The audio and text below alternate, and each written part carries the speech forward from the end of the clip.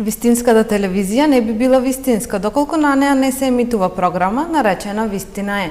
Следува студиското издание на редовната рубрика Вистина е на Вистинска телевизија.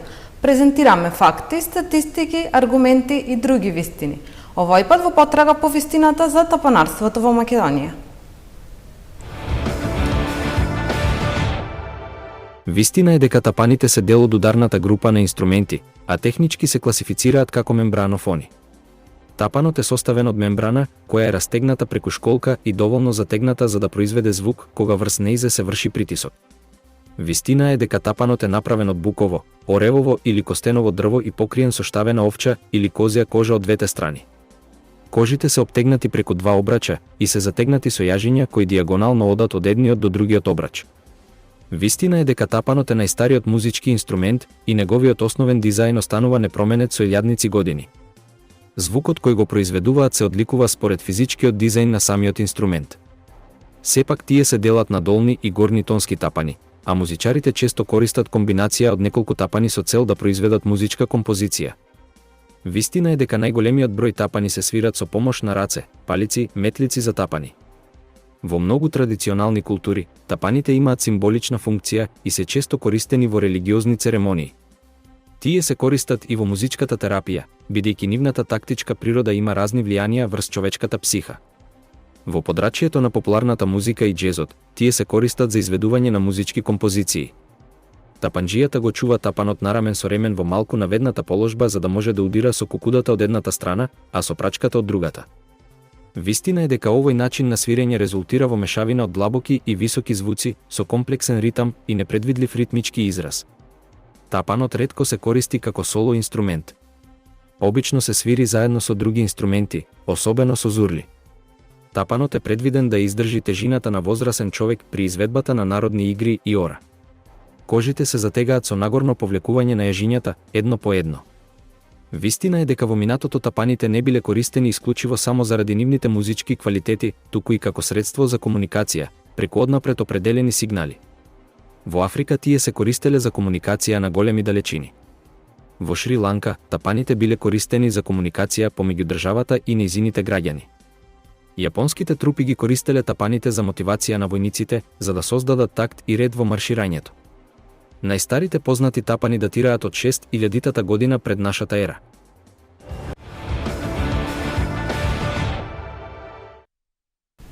Вистина е дека првиот сет тапани е изработен од компанијата Лудвиг во 1918 година.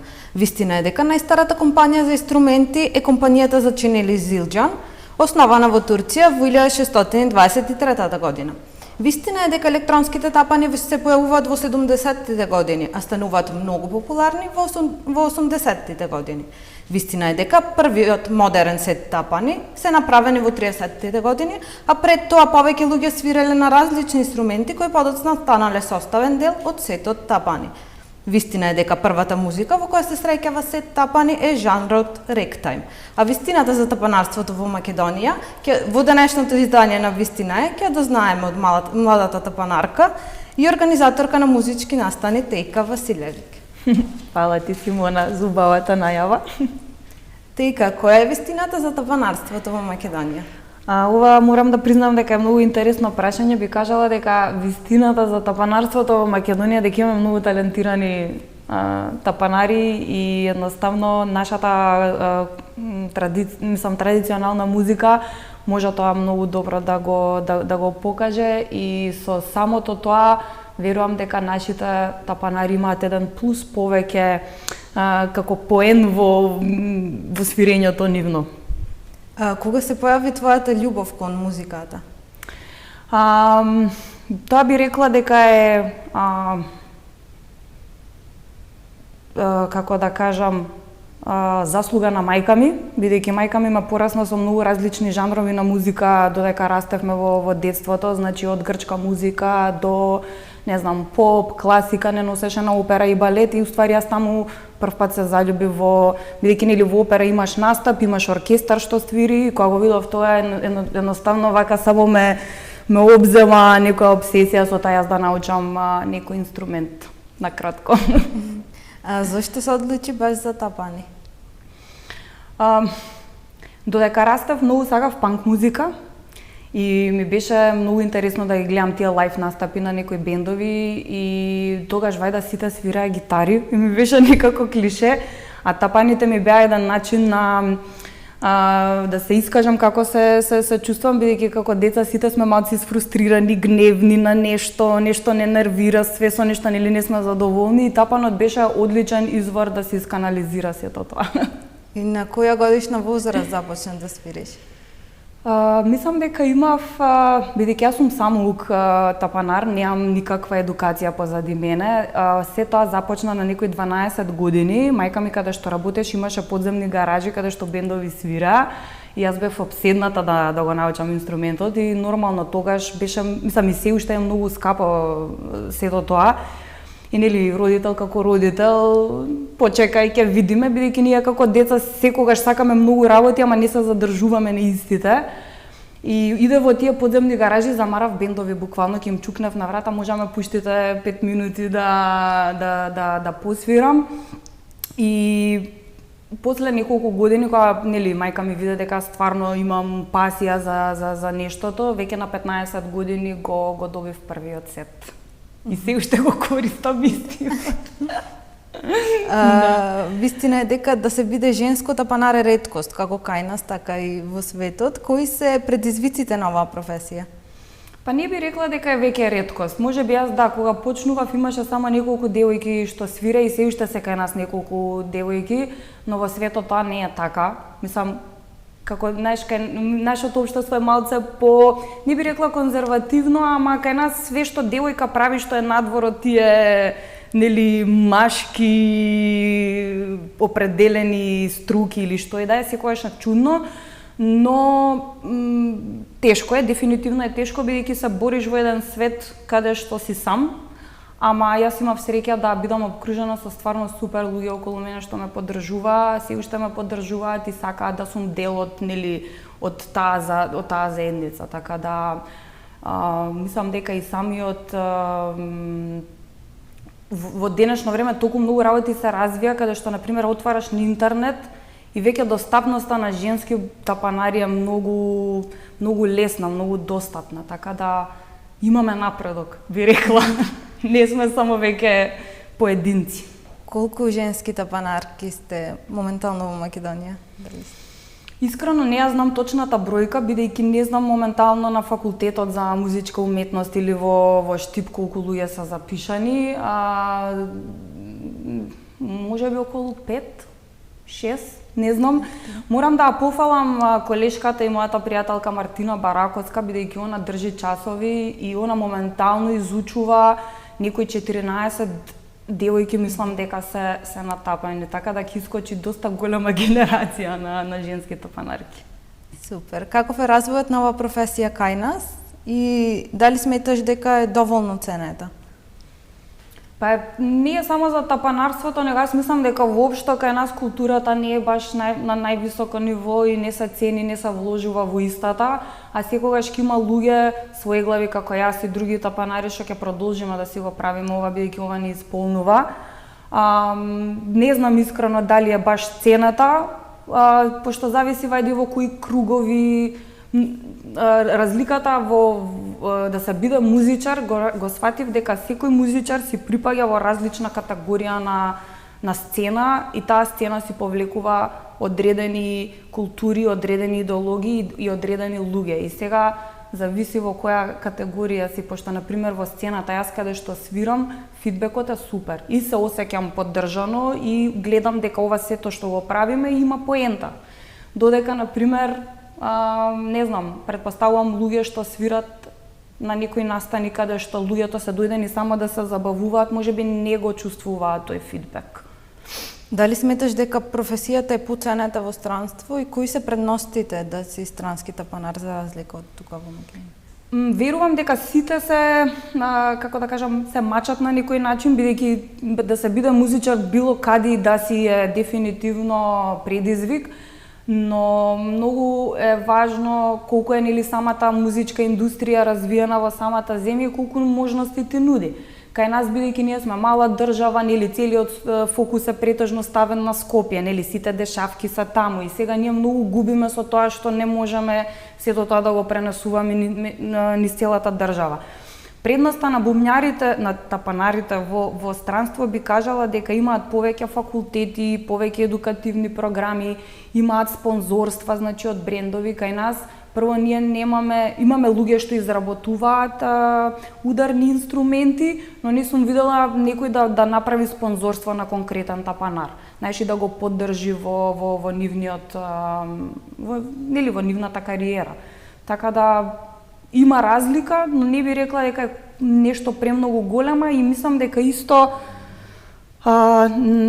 надвор поради поголемиот пазар имаат тапанарите повеќе можности да се искажат и нели да се презентираат себе си. Кај нас се уште тапанарството е чудно како момент. Не знам зашто е толку чудно да свириш тапани, се уште не би било јасно зашто луѓето така размислуваат.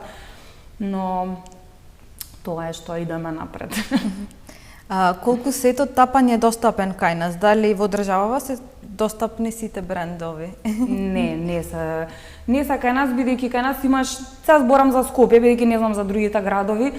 Во Скопје имаш неколку музички продавници. Тие музички продавници носат конкретни брендови, но многу работи се недостапни. И ова сме го збореле со самите продавници, бидејќи кај нас нема доволна побарувачка за они да можат да носат толку опрема. Тоа се многу големи трошоци, нели царински да се увезе сето тоа, ама не се продава во таа количина што на продавниците им се исплати да носат различни брендови. И сега кај нас има нешто, не е дека сме зажалени, има стварно голем асортиман на достапни производи, но верувам дека знам дека поголемиот дел од музичарите од надвор набавуваат опрема, бидејќи е поевтина, можеби нели има поголем избор на работи што може да ги земат. И сега комбинација цело време. И во врска со цената, дали сето тапање е достапен за секого? Дали секој може да се дозволи да стане тапанар? Ова е многу интересно прашање, бидејќи реално ти можеш да земеш половни тапани, не знам, за 200-300 евра. Има нови тапани за 500-600 евра, ама тоа се зависи нели од буџетот што може фамилијата си го дозволи нели за своето дете на пример да изучува тапани. Дефинитивно има опции кои што може да го заменат нештото, не мора да се зема нели целиот сет, него се прават комбинации. Бидејќи јас на пример пред да имам тапани свирев на тенџериња од што ги користи мајка ми за готвење. Бидејќи тоа беше единственото решение во моментот. Мислам, едноставно не го добив инструментот кога сакав да го свирам, си најдов начин тоа како да го правам. Ама најверојатно е достапна цената, ама пак ќе кажам, се зависи од бидејќи тапанот не е само да го купиш. Све тоа потрошен материјал и тоа се повлекува константно кожи менување. Не знам, ти се скршила чинела, една чинела е без 200-300 евра, а тебе ти требаат минимум 3-4. Палици се кршат нон-стоп, еден солиден пар палици е ти околу 1000-1200 денари. Сега тоа е све нешто што ти мораш константно да го купуваш. И сега како еднократна инвестиција, да, можеби луѓето можат да си ја приуштат, но на долга дистанца може да биде тешко. Покрај тоа што си музичар, ти организираш и музички настани. Вистина е дека си во организација на Скопје Драм Фестивал, односно ти го организираше. Од каде потекнува идејата за основање на ваков фестивал кај нас? Ние пред да го направиме фестивалот, основавме уствари Сдружение на граѓани што се занимава со едукација и поддршка на тапанари, бидејќи веруваме дека кај нас нема доволно неформална едукација, а на луѓето им треба.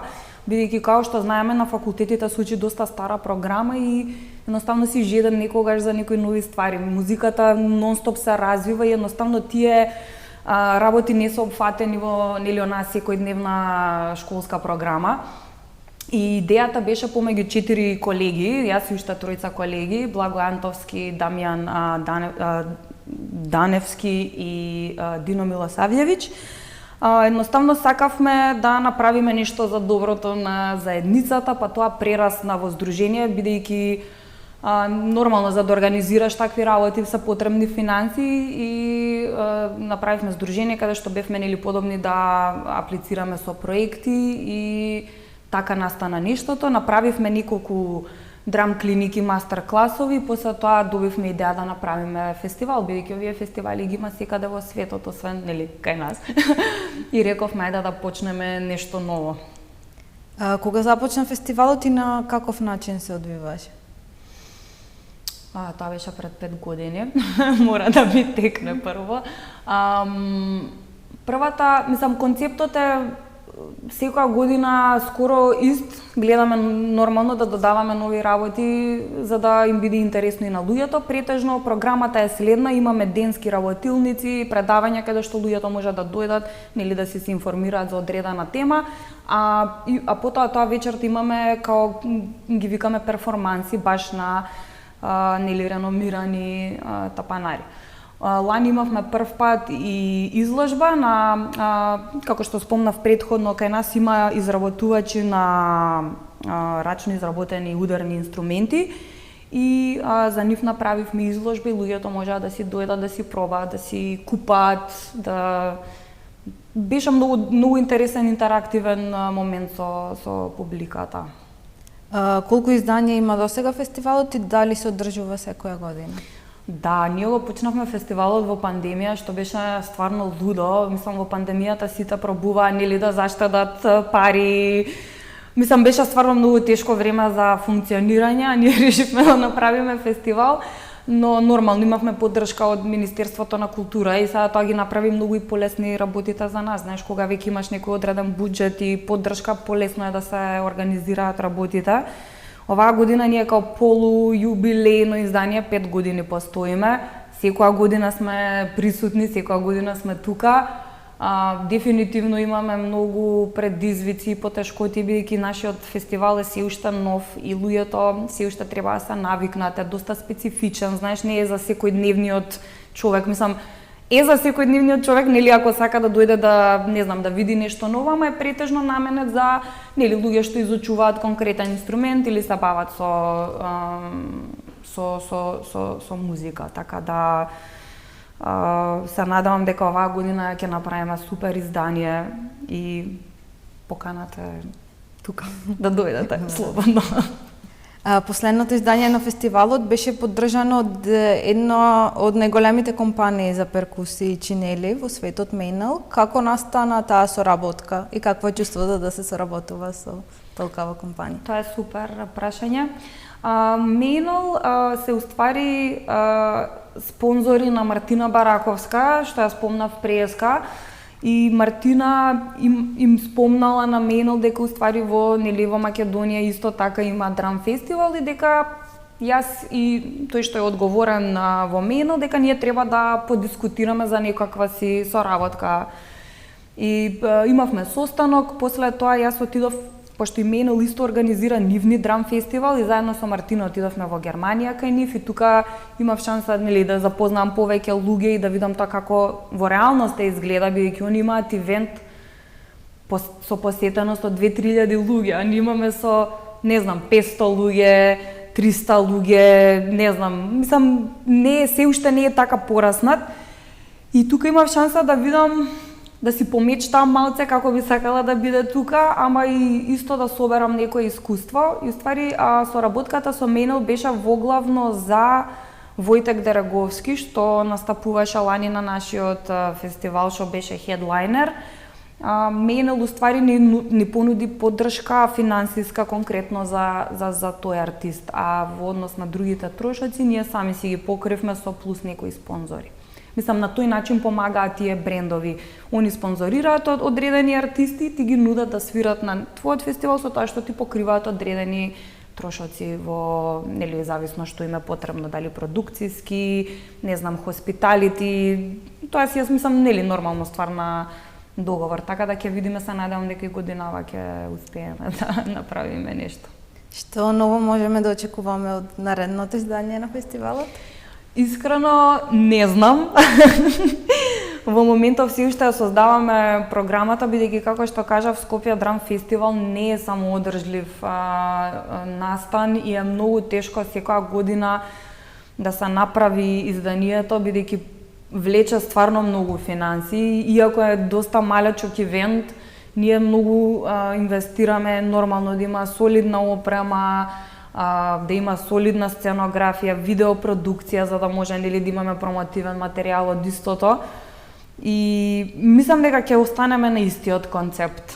Бидејќи исто така имаме потешкоти со наоѓање на правиот локал за настаните, бидејќи Драм фестивал обично се гледа на седење, знаеш зашто трае долго време и треба фокус од луѓето и треба да е така удобно, комфорно и ние до сега сме го правеле во Младинскиот културен центар во Фросина, а другите активности ни се одвивале во другите простории на МКЦ. И сега бидејќи има една непријатна ситуација со Младинскиот културен центар, јас се надевам дека ќе се реши и ќе си останеме таму и може и ќе смислиме нешто ново. Има еден новитет, ама не сакам да го споделам, пошто е поврзан со студенти. Додека не го потврдиме, не би го објавувала. Ама дефинитивно сакаме повеќе млади луѓе да бидат инволвирани во фестивалот. Тоа ни е многу важно за да ги бодриме, за да ги поддржиме, за да научат, нели утре ден ќе ги викнат на некој друг драм фестивал, да можат да се снајдат, да си се презентираат како што сакаат и да одат напред нормално. Покрај поддршката од Министерството за култура, дали фестивалот е доволно поддржан од други компании, од спонзори во Македонија?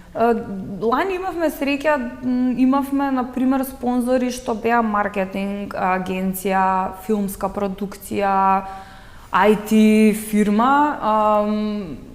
Дефинитивно има потенцијал, но јас проблемот што го видов со нашиот фестивал е што ние немаме типичен комерцијален фестивал. И сега нормално секој спонзор си бара видливост, нели бара нешто за возорат, не е само да се дадат парите. И сега ние имаме специфична програма каде што доста спонзори не се пронаоѓаат во неја што нели што е нормално. Али дефинитивно има луѓе што ни помагаат. Најчесто и од џеп ги плаќаме стварите, али тоа е све зашто е љубов и пасија, така да све е окей. Се додека се дешава, немаме гајле. Во врска со твојата кариера, дали твојата главна кариера е тапанарството или организацијата и каде се гледаш во наредните години, дали тука или во странство? Мојата кариера не е дефинитивно свирењето тапани. Јас работам продукција на ивенти, работам како техничко лице, техничка реализација на фестивали, концерти, турнеи, од тоа живеам. Да, поврзано е со музика, но едноставно никогаш не се одлучив да бидам фултайм музичар, бидејќи тоа бараше ствари од мене да правам што не ми се допаѓаат. И затоа реков да си го оставам на страна како хоби и така да го негувам, бидејќи така ми е искрено, не ми е испрљано и сите тие работи. Искрено не знам каде се гледам, бидејќи работите многу се случуваат, многу се менуваат на секојдневно ниво и ги правам работите ден за ден дефинитивно. Креативен човек сум, сакам да останам во креативниот сектор. Бидејќи веќе работам со странство, работам на доста странски фестивали, јас скоро пола година сум во, не знам, негде низ Европа, така да убаво се балансира она да не си заглавен во Скопје цело време да ти е досадно и нели да немаш, пошто ситуацијата е дека не е нели баш најсјајна, ама со патувањето во странство некако се одржува тој баланс. Така да ако се отвори шанса за надвор, супер. Ако не се отвори, пак супер. Мислам, Македонија е супер, вака како држава, јас сакам тој мојот дом. Го сакам Скопје и најлесно е да се откажеш, знаеш, некогаш треба и да дадеш, не само да бараш. На кои фестивали работиш и не знам дали имаш некоја инспирација за фестивал тука? Мислам, според мене најголемиот успех што сум го достигнала е да работам на Вакен. Вакен е најголемиот метал фестивал, мислам дека е во светот, Европа, не знам сега точно во која ранглиста. и имаат посетеност од, не знам, од 100.000 луѓе, сите познати бендови свират таму и тоа е мојот личен најголем успех во поглед на работење на фестивали. Кај нас работам скоро на сите ивенти што ги познаваш, од здраво млади до, не знам, Земјотрес, сум работела на Скопје Jazz Festival, The Festival, Pin Music Conference, буквално сите ивенти што ги знаеш. И едноставно многу е убаво. Не знам како да кажам, мене навистина ми се допаѓа работата моја и сум имала идеја за фестивал кај нас, ама е стварно многу тешко да направиш фестивал, поготово кога си сам. Секој фестивал си барам некој си тим од 5-6 луѓе, нели, еден да брка маркетинг, дизајн, друг да брка програма, еден да брка спонзорства. И мислам дека освен драм фестивал не би се нафатила во моментов. Мислам, тој фестивал веќе доста ме исцрпува, како што кажав претходно, со финансиите и со се. Така да уште едно нешто такво во блиска иднина не ми треба, но може да се размисли дефинитивно. Спомена дека си работела и на The Festival. The Festival според мене постигна голем успех во Македонија. Што мислиш, дали The Festival е најголемиот фестивал кај нас. И единствен фестивал што вклучува кампување. Освен сега во Metal Discharge што ќе биде во Битола, знам и они ќе имаат вклучен камп. Позади до фестивал прво стои продукција, Пасфорт продукција, кои се многу долго време на пазарот. Значи, мислам дека фирмата постои некои на 20 на години. Имаат искуство и надвор и кај нас и гледам дека и активно ангажираат и млади бендови, што е супер, значи им се отстапува простор. Можеби лајнапот не е секогаш во вкус, нели, со тоа јас што би го слушала, но сум била на неколку изданија до сега, сум го работела фестивалот и можам да кажам дека е одличен. Супер. За млади луѓе топ. А што мислиш во споредба со странските фестивали од истиот тип? Пример, во споредба со Exit, дали некако се доближуваме до нив? Не се доближуваме, бидејќи прво Србија е многу поголема држава од нас. Они имаат многу се понапредни од нас во поглед на продукција на ивенти. Значи, они имаат секакви студија достапни, секакви ивенти, секакви фестивали. И не е дека не можеме ние да стигнеме, но мислам дека нашиот регион е стварно многу сиромашен за да се ти да го направиш, конкретно The Festival го спомнавме, се не сакам да влагам во сумите вакво, ама тоа се стварно многу пари да се направи. И сега малце е проблем. Не, мислам, кај нас типичен пример са Министерството за култура. Нас не поддржуваа првите 3 години, после тоа престана и сега ние баш во моментот кај што треба да одиме, нели, нагоре, нас ни се скина таа помош, не викам дека Министерство се должни, нели, да ни ги бркаат фестивалите или нешто такво, но верувам дека може малце подобро да ги распределуваат средствата за истото и да се поддржуваат повеќе работи. Но борба е, дефинитивно е борба, но верувам дека овие новиве генерации се, например, многу понапредни од нас, бидејќи се растени, нели, со интернет, со достапност на информација. Ние кога сме растеле се било, прво никој немаше интернет дома. Знаеш, ако ти треба нешто, чекај да прашам дали има, па да ми пресними, па да ми... А сега само со еден клик све се дознава и мислам дека новите генерации би создале можда нешто пооткачено од тоа што се случува сега. Добре, ти благодарам за гостувањето. Дали имаш некоја порака за гледачите? Само би кажала дека животот е премногу краток за да се замараме со глупости, така да секој треба да си го прави тоа што го исполнува и секој заслужува да си биде среќен со тие ствари, така да правите тоа што сакате и не знам, уживајте во животот, правете добри работи, бидете добри луѓе, пошто само така ќе иде светот напред според мене. Ти благодарам. Фала ти, Симона. Ја дознавме вистината за тапанарството во Македонија, а со факти и аргументи за некоја друга интересна тема се гледаме во наредното издание на Вистина е.